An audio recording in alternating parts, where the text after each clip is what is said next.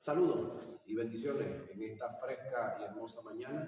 Nuevamente estamos acá, esta es su Escuela Teológica Integral Reformadora, con esta clase que tiene que ver con lo que es el conflicto entre dos reinos, lo mal llamado guerra espiritual. Continuamos entonces desarrollando el tema sobre las armas que se nos han entregado y avanzamos. Estamos en la página 39 de esta guía.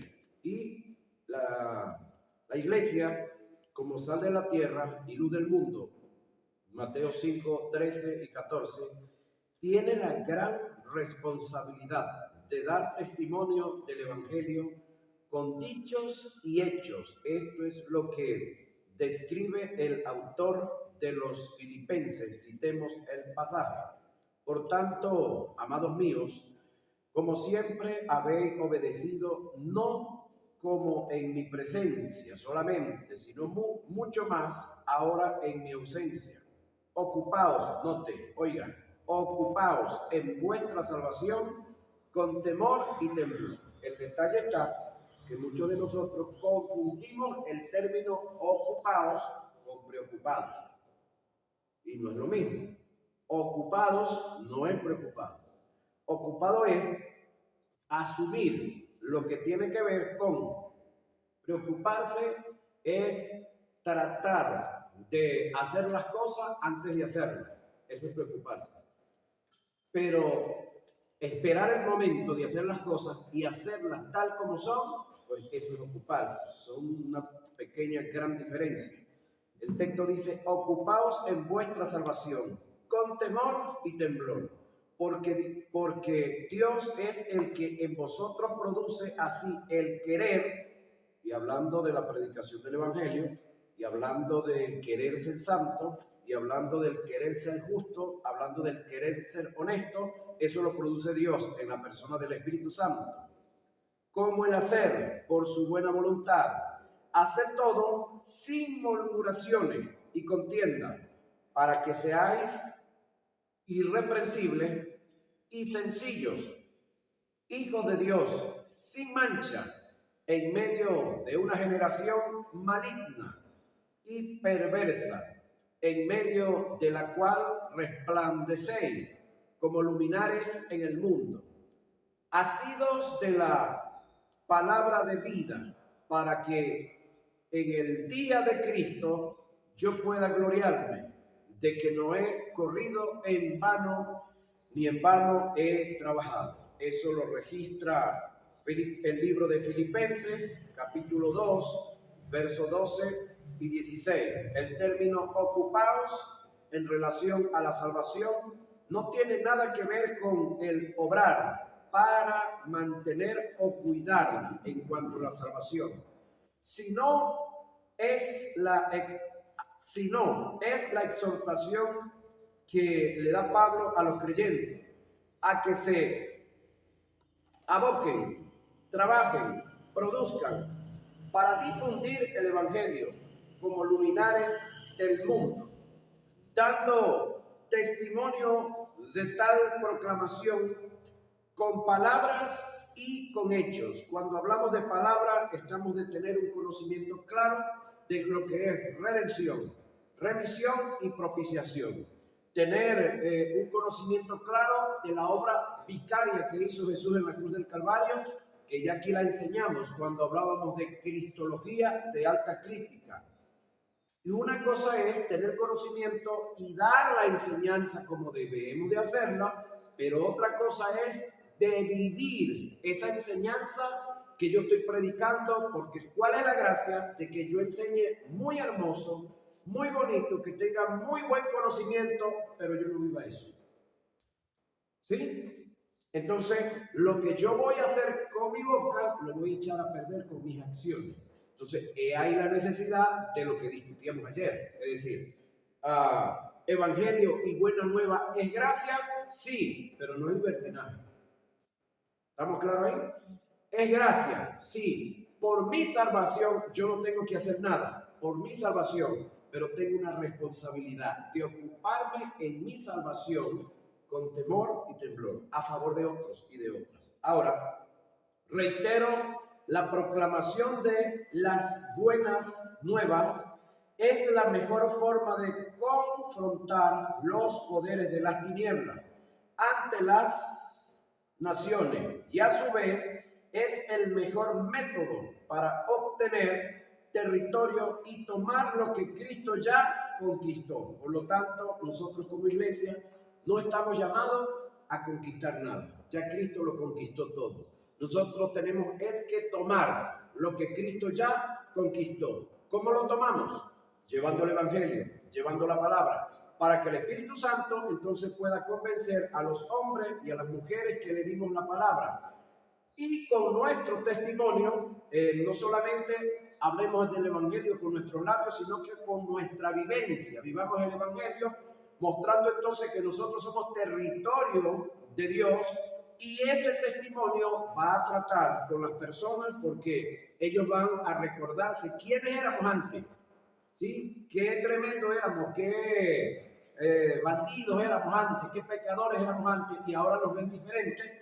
Sin embargo, para algunos tratan de desvirtuarnos y decirnos, no hombre, Rafaelito, después que tú eras tremendo borracho, después que tú eras tremendo esto y ahora te las vas a dar de santo. No, no es que ahora se las da de santo, es que ahora es santo. Y como tal, tiene que comportarse. Amén. No hay tal cosa como decir que vamos a ungir la ciudad desde lugares altos, si no tenemos la disposición de salir en la gran comisión a anunciar el reino de Dios y a Cristo como Rey y a vivirlo también. Entonces, es una de las prácticas que en algunas ciudades, algunos ministerios han tomado como tal. ¿De dónde lo aprendieron? No sé. Pero que yo sepa, Jesús no lo hizo. Que yo sepa, los apóstoles tampoco lo hicieron. Y en el Antiguo Testamento, los profetas tampoco lo hicieron. ¿De dónde han sacado algunos ministros el estar ungiendo con aceite las ciudades para que la delincuencia se vaya, para que la brujería baje, para que vivamos quieta y reposadamente? La Biblia me dice qué es lo que tenemos que hacer para vivir quieta y reposadamente. ¿Qué es lo que dice? Orar. Orar por nuestros gobernantes. Orar. Eso sí lo dice la Biblia. Independientemente de la posición o del bando político que sea. Y lo otro que nos dice también, que es una responsabilidad de todos nosotros, es salir a predicar. Todo el que nosotros logremos alcanzar con el Evangelio y él se abra al Evangelio, le entregue su vida al Evangelio, entonces es tomado para el reino que ya Cristo conquistó. Amén. Y entonces ese hombre dejará de ser lo bandido que era, esa mujer dejará de ser lo grollera, peleona y mala gente que era, y ahora será diferente. ¿Por causa de qué? Del Evangelio de Jesús, que tú aceptaste, recibiste, te hiciste parte de él y ahora eres parte de el que difunde o la que difunde ese mensaje y que lo vive también. Es un error y caes en un engaño si tratas de hacer las cosas como Dios no te las mandó a hacer. En ninguna parte del Nuevo Testamento está establecido como principio en el mundo espiritual el salir a realizar supuestos ungimientos para tomar posiciones de las ciudades o de los pueblos o de los caseríos o naciones. Lo que sí está establecido por Dios, lo cual Cristo dio como mandamiento, que el detalle está aquí, que ni siquiera es una sugerencia, Cristo lo dio como mandamiento, es el anunciar las buenas nuevas de salvación, destruyendo, en este caso, la ignorancia que es parte de las obras del diablo, con el poder del Espíritu Santo que está en nosotros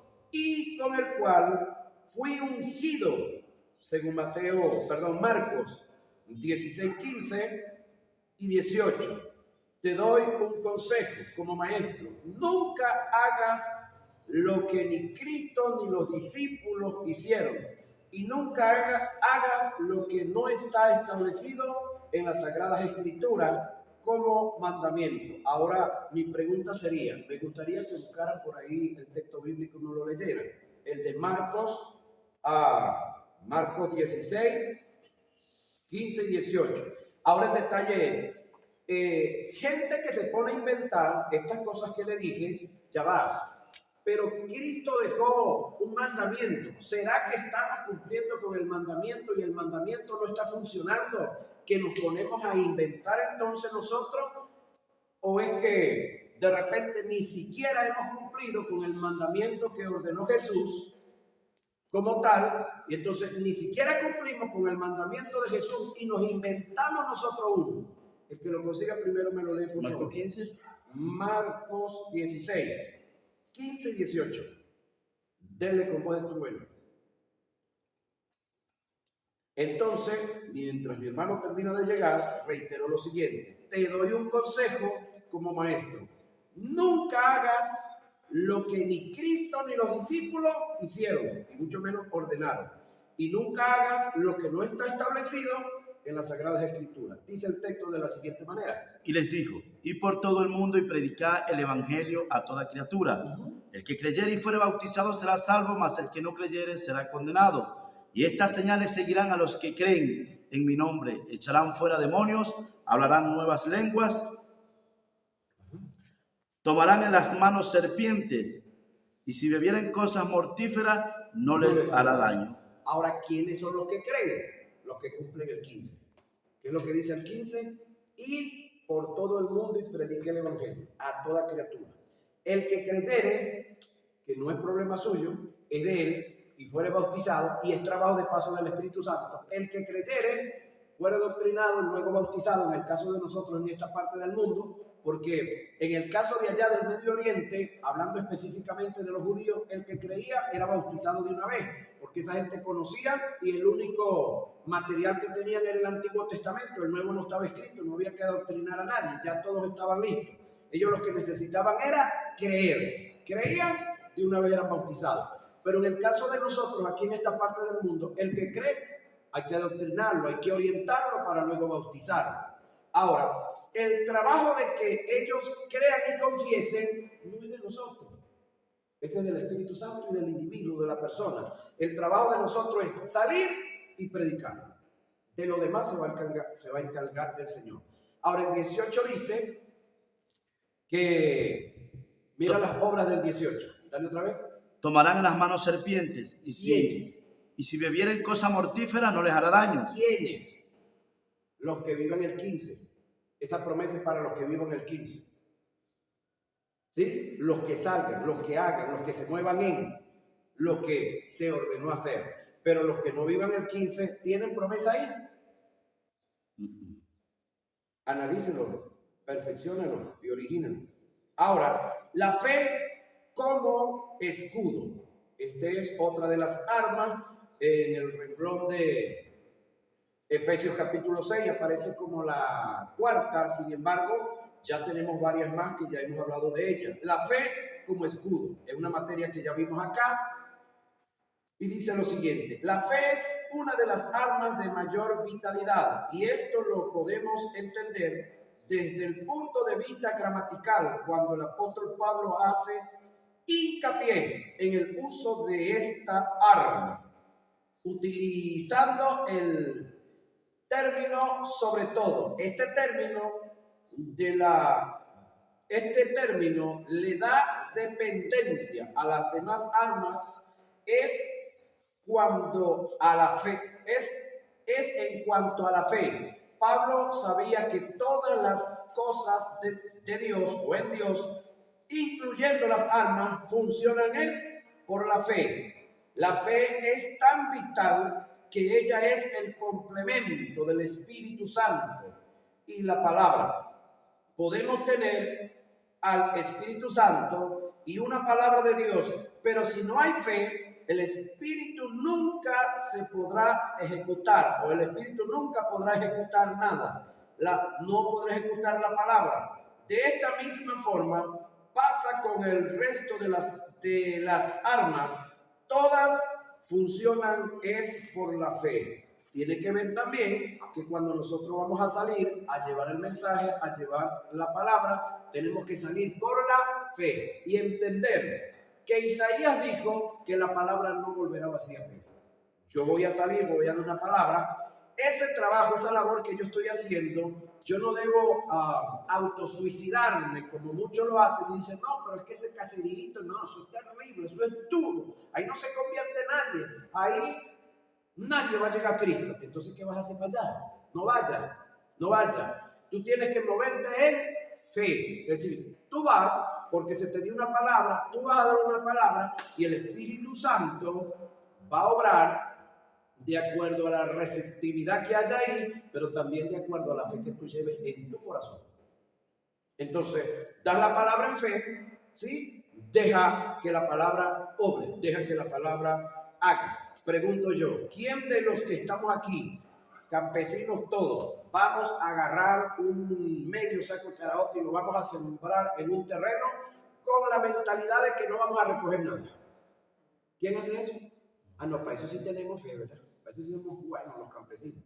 Tenemos fe que de un saco de medio saco, no sé, 25 kilos, vamos a recoger un saco por kilo. A veces se recoge hasta más, ¿no? Ok, entonces, para eso tenemos fe. Igualito en el maíz. Sembramos una mata de café. ¿En los cuántos años que va a dar? 3 años y algo más. Comienza la primera cosecha. Ahora, ¿usted siembra eso por sembrarlo tal vez de alguna vez? Entonces, de la misma manera, tenemos que movernos cuando vamos a un sitio a predicarle a alguien, cuando vamos a una comunidad a predicarle a alguien, cuando nos dan la oportunidad de hablarle a alguien. La palabra dice que no volverá vacía, que ella hará para lo que fue enviada, así como la lluvia que cae sobre la tierra no regresa ya hasta tanto que no hace un trabajo. ¿Cuál es el trabajo? Embellecer, hacer germinar los granos que no han germinado, alimentar, nutrir, y luego de ese proceso regresa ya. ¿Pero qué dejó sobre la tierra? Un verdor hermoso. ¿Qué deja? Una cosecha hermosa. ¿Qué deja? La gente alegre, los pajaritos llenos de todo tipo de alimentos que se producen en el tiempo de lluvia. Amén. Esto es una breve introducción en el tema de la fe desde el punto de vista de la batalla, pues puede ampliar en detalle el tema en nuestro material de estudio de la fe, pero ya eso lo tienen ustedes, ya lo comieron, lo han digerido. Espero que les haga buen provecho. O si es que es verdad, buen provecho, buen apetito. Buen provecho, ¿verdad? Porque ya está dentro. Ok, vamos a ver otra de las armas, que es la salvación como yelmo. Efesios 6:17, el término que se utilizó en este pasaje para salvación es soterión, que es el neutro del adjetivo soterios. Este término es utilizado más que todo para hacer referencia a la toma o posesión de los beneficios que se dan por causa de la salvación como soteria. El término salvación del griego soteria abarca, óigame, justificación de su espíritu, santificación de su espíritu, preservación de la vida espiritual, salud física y psíquica y prosperidad económica. Es decir, el término salvación bajo el término soteria abarca integralmente al individuo completo, es decir, espíritu, alma y cuerpo. Y no solamente tiene que ver con entregarle una salvación, sino que tiene que ver con sostenerlo, con mantenerlo. Es como lo que Dios hizo con la tierra. ¿Sí? Dios hizo la tierra. Amén. Amén. ¿Quién la sostiene? ¿Quién la alimenta? Con su palabra. Entonces, Dios no solamente nos salvó, Dios no solamente nos entregó la vida eterna, Dios no solamente nos quitó el pecado, sino que nos sustenta, nos sostiene. Es decir, lo que hoy somos, lo que hoy tenemos, el tiempo que tenemos aquí en el Evangelio, no es gracias a nuestras fuerzas, es gracias a Él. Amén. Tengamos los años que tengamos. Y los años que nos faltan por estar en la tierra es gracias a Él también. Amén. Amén. Tomar el yelmo de la salvación indica, oiga, gozar en toda su plenitud de estos beneficios. ¿Cuáles? Libertad espiritual, libertad psíquica y libertad física. Descuidar uno de ellos es estar desarmado. Es decir, vivir la vida como un sujeto que decía por allá, yo ni siquiera seré salvo. Tenía años en el evangelio. Ya va, ¿ese hombre usted cree que disfrutaba el evangelio? El creer que por su vida de ayuno, que es buena, por su vida de oración, que es buena, el creer que por sus ofrendas y sus diezmos usted está cuidando la salvación. Cuando usted deje de ofrendar, cuando usted deje de orar, cuando usted deje de ayunar y de vigilar, que a todos nos pasa, entonces usted va a creer que su salvación está perdida. Entonces usted va a estar adjudicándole su salvación a sus obras y está negando a Cristo como su vicario. Ese es el detalle del detalle. No estamos en contra de todos estos ejercicios que acabo de hablar, pero lo que estamos en contra es de que usted crea que por causa de esos ejercicios usted está disfrutando la salvación. No, la disfrutamos porque Cristo es nuestro vicario. Nos dio la salvación y nos mantiene en ella. Amén. El ofrendar, el diezmar, el vigilar, el congregarnos es parte de ocuparnos en nuestra salvación. Porque esas son acciones que nosotros como cristianos hacemos, pero no para conseguir salvación ni para mantenerla. Porque ya no las dieron, ya las tenemos. Amén. Entonces, Pablo en Filipenses 2:12 dice que nos ocupemos de nuestra salvación. Esto indica que no descuidemos ninguno de los beneficios. Nosotros como creyentes fuimos llamados a llevar una vida totalmente en victoria, en salud, prosperidad o prosperados, sin condenación.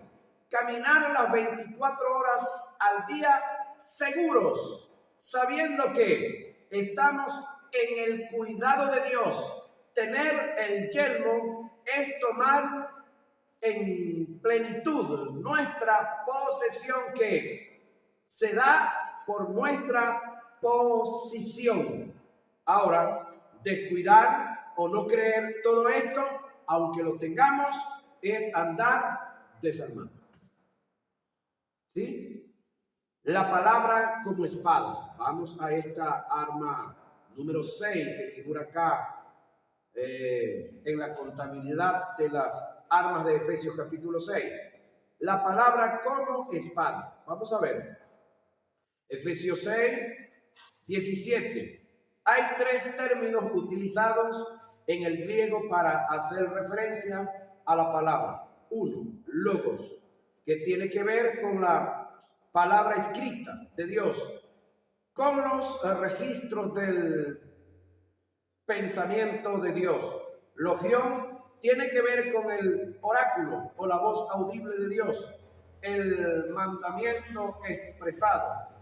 Rema es una palabra que viene de Dios, sea por el logo o la logión, y que dicha palabra es específica y determinante y es revelada a mi espíritu, iluminada a mi alma. Y en un momento de conflicto o prueba la confieso en fe. El rema es la palabra creída y confesada que el Espíritu Santo toma y ejecuta trayendo resultados. Es decir, la espada del Espíritu no es la Biblia esa que tiene Pedro allá. Esa no es la espada de la que me habla aquí, del arma número 6 de Efesios capítulo 17. Por años nos han dicho que esa. No. Es una palabra específica y determinante que Dios te va a dar en un momento de esos de batallas duras, cruentas que tú tienes, en las cuales estás enredado o estás encalamucado, y entonces el Espíritu Santo te da una palabra. y tú la sueltas por la boca en fe y el mismo Espíritu Santo la toma para destruir todo lo que tenga que destruir y para construir lo que tenga que construir a tu favor. No es esa. Recuérdate que dice la palabra, perdón, la espada del Espíritu. No dice la Biblia de Pedro. Y esa que está ahí es la Biblia de Pedro. Pero la espada del Espíritu no es esa. ¿Estamos claros ahí? Ok.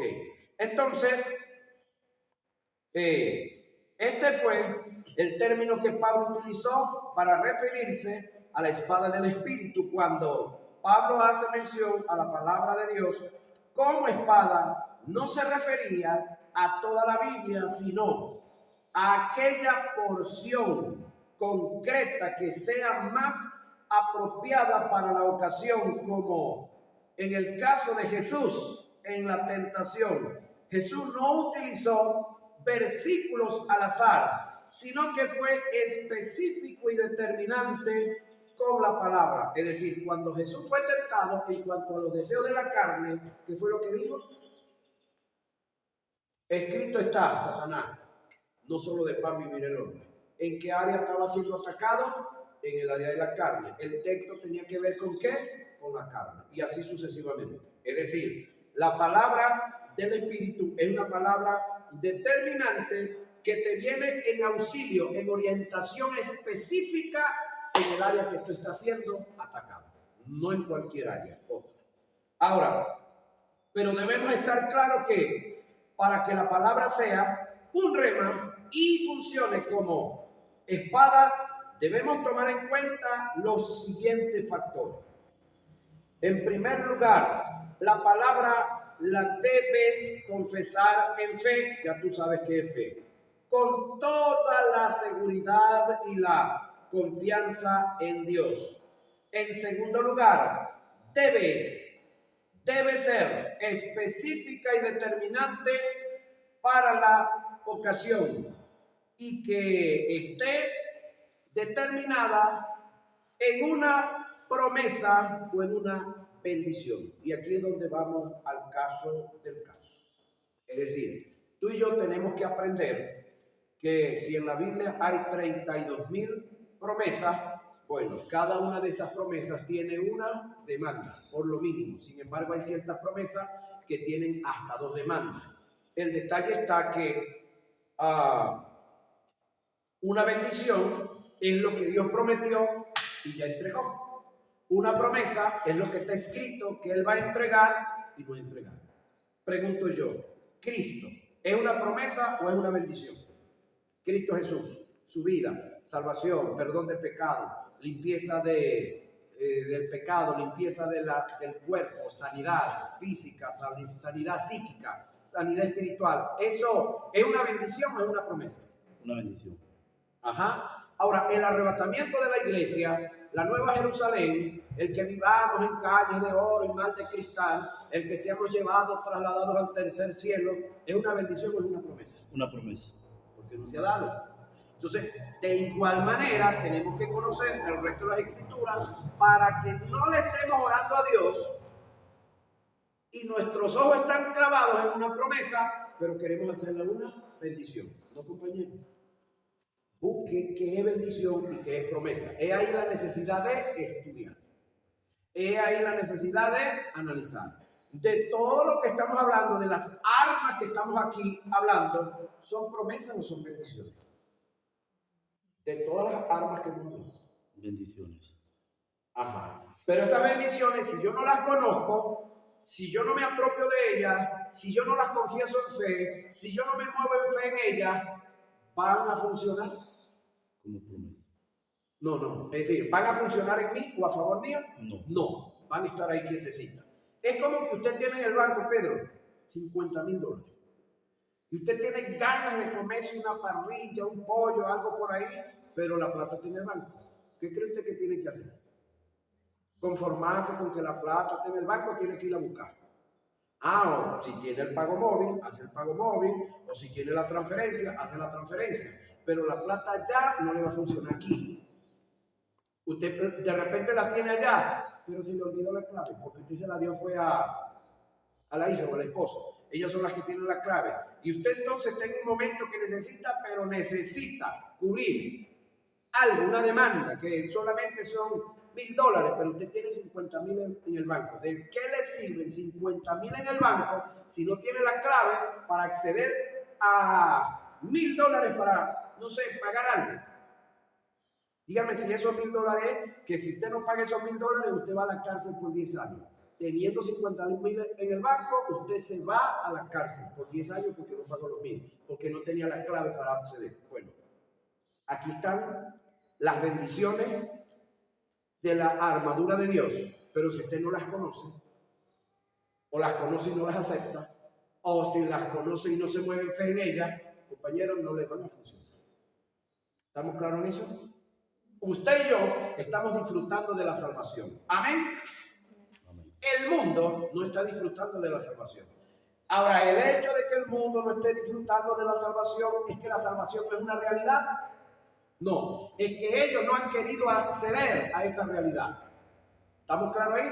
Bueno, al igual, aquí hay una serie de armaduras que están listas, que están prestas para que sean usadas, pero una sola es la que le va a dar acceso a las otras. ¿Cuál es la que le va a dar acceso a las otras?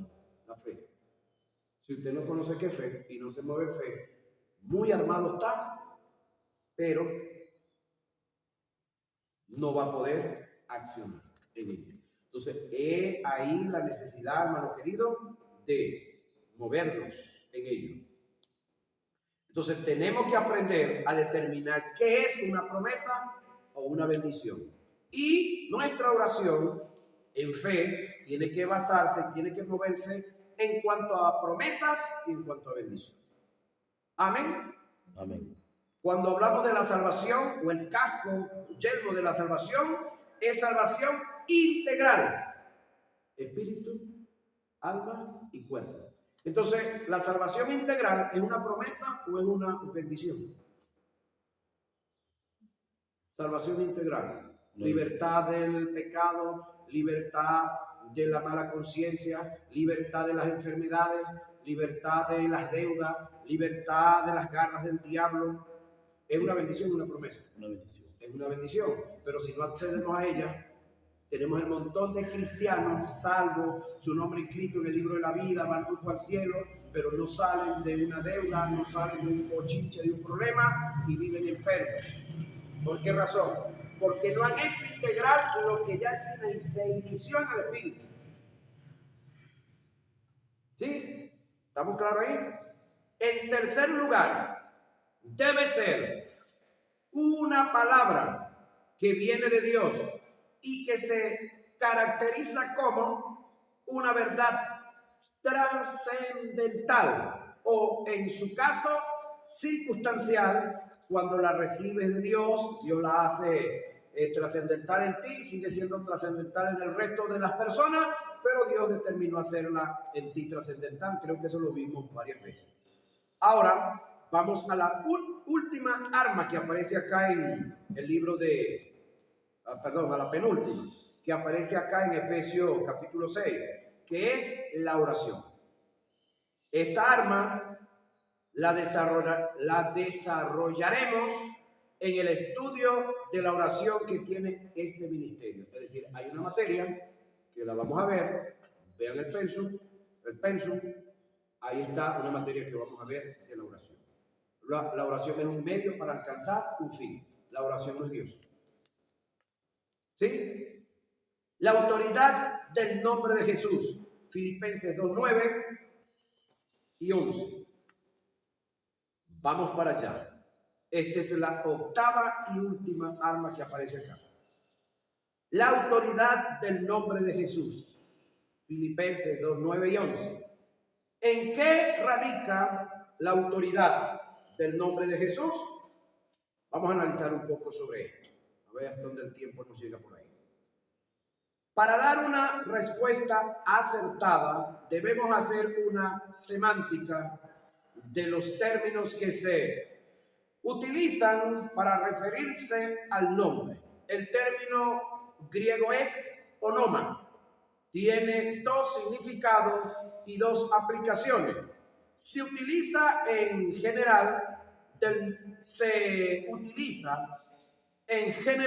del nombre con el que se nombra o se le hace el llamado a una persona o para identificar objetos y cosas. Vamos a ver un ejemplo, Marcos 3:16. Me gustaría que me apoyara ahí mi hermano con la lectura. Marcos 3:16 y 17. Y luego entonces, y 14:32. Y Lucas 1:5. Solamente vamos a ver lo de Marcos. En su otro significado, el nombre representa el título y la dignidad de una persona. Recuérdense que existen los nombres propios, pero también existen los títulos honoríficos. ¿Sí? Vamos a ver qué dice Marcos 3:16. A Simón, a quien puso por nombre Pedro, Ajá, su nombre era Simón. a Jacobo, Le cambió su nombre y le puso Pedro. ¿Qué significaba Pedro? Pequeña piedra. Ajá, Jacobo. a Jacobo hijo de Zebedeo y a Juan hermano de Jacobo, a quienes apellidó Boanerges, Ajá. esto es, hijos Hijo del trueno. del trueno. Ajá, ¿y el 17? ¿Es el 17? Ok, listo. Entonces, entienda que onoma es nombres propios o nombres dados por causa de. Es decir, tú te metes en una campaña política, optas por la alcaldía de este municipio, logras la alcaldía del municipio, tú sigues siendo Rafaelito. Claro que sí, indiscutiblemente. Pero ahora va a ser Rafaelito el alcalde. Tienes tu nombre propio, pero tienes una posición que te ganaste y que la gente te la dio. Y así sucesivamente. En su uso, significado, en su otro significado, el nombre representa el título o la dignidad de una persona. En el caso de Jesús, escuche, la autoridad del nombre no está en expresar el término Jesús, llámese como lo llame, y expreses como lo exprese.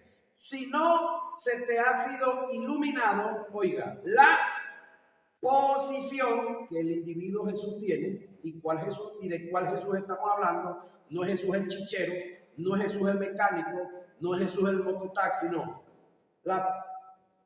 Posición y posesión que Jesús obtuvo por su muerte y resurrección. El cómo lo expreses, el término Jesús, no te sirve de nada, sea que digas Jesús, Yeshua, Chises, Chucho, Isos, Josué, Jesús, Lisu, Jesús o Jesús. Reitero, como lo digas, de nada te sirve. Debemos estar persuadidos, escuche, de esta verdad, que el poder del nombre está en la posición y posesión. ¿Dónde está el poder? En la posición que él tuvo y posesión que este hombre llamado Jesús obtuvo por su obediencia, primero su humillación y luego su obediencia y su estado de humillación. Es decir, por causa de su obediencia y estado de humillación, este individuo llamado Jesús para nosotros tuvo unos beneficios y tuvo un nombramiento y tuvo una posición en el mundo espiritual y tiene una posesión en el mundo espiritual que más nadie la ha obtenido ni la obtendrá. Entonces, que se nos ilumine eso, que entendamos eso, entonces tenemos autoridad para expresar el nombre de Jesús. Porque cuando nosotros digamos en el nombre de Jesús, ya va, los demonios pueden decir, ¿cuál Jesús? Se lo dijeron a unos por allá. Bueno, a Jesús conocemos, Pablo sabemos quién es, ¿Y ustedes? ¿Quiénes son? Es decir, el término es, ¿a ustedes quién los ordenó? Ninguno era creyente. Como no eran creyentes, no estaban investidos, tampoco estaban ordenados, porque tenemos creyentes que no han sido ordenados a ministerio, entonces se lanzan al ministerio. Entonces, eso es garrafal también. No solamente basta ser creyente, hay que ser ordenado a para cumplir las funciones. Entonces, cuando usted como embajador de una nación lo envían a un sitio, usted va con autoridad plenipotenciaria. ¿Vieron el caso recientemente en Ecuador? ¿Vieron el lío en el que está Ecuador ahorita? Único caso en el mundo donde un presidente se antoja a sacar a un detenido de su país de la embajada. Invadió la embajada de México. Si el presidente de México fuera otro loquito, ya México y Ecuador estuvieron en guerra hace rato. Y México tiene cómo comerse, digerirse, tragarse a Ecuador, porque son más de 200 millones de personas y Ecuador son 18. Y el resto del continente está con México, porque se metió la embajada y sacó un embajador. Eso es como de entrar en el territorio. Eso está prohibido a nivel mundial. Y si permiten que esto no sea, como le digo, judicializado y ese individuo no pase por todo, los demás países lo van a hacer también. Entonces, este individuo, el presidente más joven del continente, bueno, está como se dice por ahí en salsa, porque se metió en un territorio donde hay leyes que hay que respetar. Entonces, hermano querido, cuando usted y yo estamos en Cristo y hemos sido investidos por Cristo, tenemos autoridad, Cristo responde por nosotros. Pero hay un caso, yo no sé si se recuerdan en el Antiguo Testamento, que dos chicos subieron a un altar y estaban ofreciendo incienso, ¿verdad? Y dice el texto que estaban ofreciendo fuego extraño. Ya va, ¿cuál fuego extraño? El incensario era el normal, el mismo. La madera era la misma y el incienso era el mismo. ¿Por qué fuego extraño? Lo que pasa es que nos lo escribieron así. No era fuego extraño, pastor. Eran extraños ofreciendo fuego en el altar. ¿Por qué extraños? Porque no habían sido ordenados. ¿Y qué pasó con ellos? Debemos estar persuadidos de esta verdad, que el poder del nombre está en la posición y posesión que este hombre llamado Jesús obtuvo por su obediencia y su estado de humillación. No es por otra cosa, sino por eso. Luego de que Jesús sube al cielo, luego de haber sido resucitado, entonces a él se le dio todo poder, toda autoridad, todo señorío de lo que está en el cielo, en la tierra y debajo de la tierra. Y no hay ningún poder que no esté sometido a él. Entonces, ese poder está en nosotros. Amén. Pero tenerlo y no saber que lo tenemos o no saber usarlo es como no tenerlo. ¿De qué nos sirve? De nada. Bendiciones. Nos vemos en nuestra próxima